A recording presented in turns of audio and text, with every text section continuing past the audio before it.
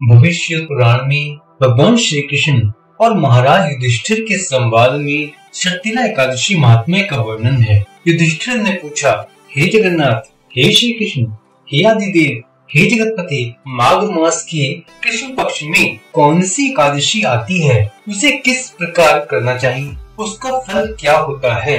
हे महापराक्रम, कृपया इस विषय में आप कुछ कहिए।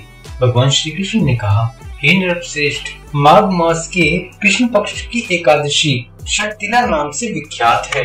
सब पापों को हरण करने वाली एकादशी की कथा मुनि श्रेष्ठ पुलस्त्य ने दालभ्य को कही थी।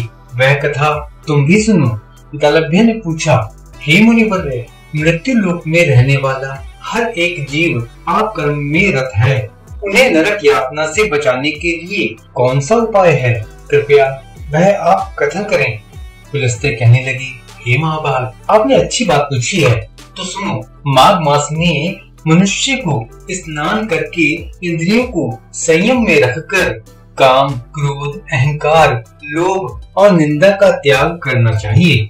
देवादिदेव भगवान का स्मरण करते हुए माघ मास में आद्रा मूल नक्षत्र आते ही कृष्ण पक्ष की एकादशी का व्रत धारण करें। स्नान से पवित्र शुद्ध भाव से श्री विष्णु की पूजा करें। अपराध क्षमा के लिए श्री कृष्ण नाम का उच्चारण करें। रात में ओम जागरण करें। चंदन, कर्पूर और भजा और भोग दिखाकर श्री हरि की पूजा करें। इसके पश्चात विद्वान पुरुष को तिल से भरा हुआ पात्र दान करना चाहिए। तिल के दान से व्यक्ति हजारों वर्ष स्वर्ग में वास करता है।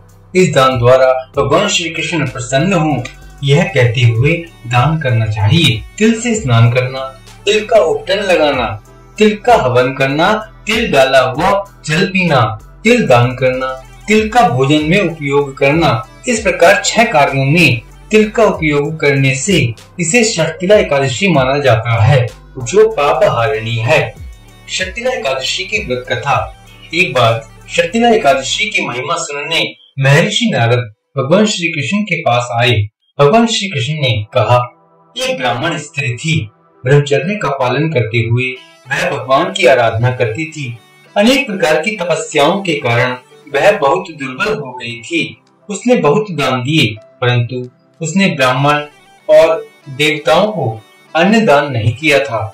अनेक प्रकार की व्रत और तपस्या करने से वह शुद्ध हो गई थी, परंतु भूखे लोगों को कभी अन्नदान नहीं किया था। हे ब्राह्मण, उसकी परीक्षा लेने मैं ब्राह्मण के रूप में उस साध्वी के घर भिक्षा मांगने गया।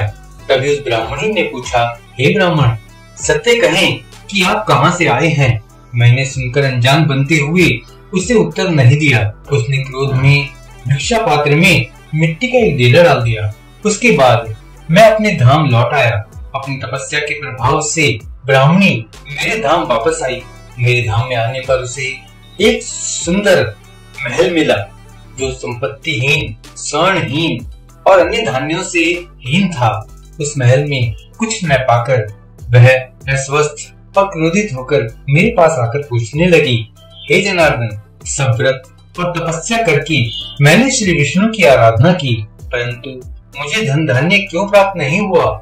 मैंने कहा, हे साध्वी, तुम भौतिक विश्व से यहाँ आई हो, अब तुम अपने घर लौट जाओ। तुम्हें देखने देवताओं की पत्नियां आएंगी। उनसे शक्तिला एकादशी की महिमा पूछकर पूरा सुनने के बाद ही दरवाजा खोलना, अन्यथा नहीं। यह सुनकर ब्राह्मणी घर वापस आ गई। एक बार ब्राह्मणी दरवाजा बंद करके अंदर बैठी थी। तब देव पत्नियां वहाँ पर आकर पूछने लगी, हे सुंदरी, हे ब्राह्मणी, हम तुम्हारे दर्शन करने आए हैं, कृपया दरवाजा खोलो। तब ब्राह्मणी ने कहा, आपको मुझे देखने की इच्छा है तो कृपया शक्तिला एकादशी की महिमा का वर्णन करें, तभी मैं दरवाजा खोलूंगी। उस समय एक देव पत्नी ने उसे वह महात्म्य बताया। महात्म्य सुनने के बाद ब्राह्मणी ने दरवाजा खोला। देव पत्नियां उसके दर्शन से बहुत प्रसन्न हुई। देव पत्नियों के कहे अनुसार ब्राह्मणी ने शक्तिला एकादशी का व्रत किया, जिसके प्रभाव से उसे धन धान्य, तेज, सौंदर्य प्राप्त हुआ। धन धान्य प्राप्ति के लोभ से यह व्रत नहीं करना चाहिए। इस व्रत के पालन से अपने आप गरीबी, दुर्भाग्य नष्ट हो जाता है। जो कोई भी इस तिथि को तिल दान करेगा वह सब पापों से मुक्त हो जाएगा।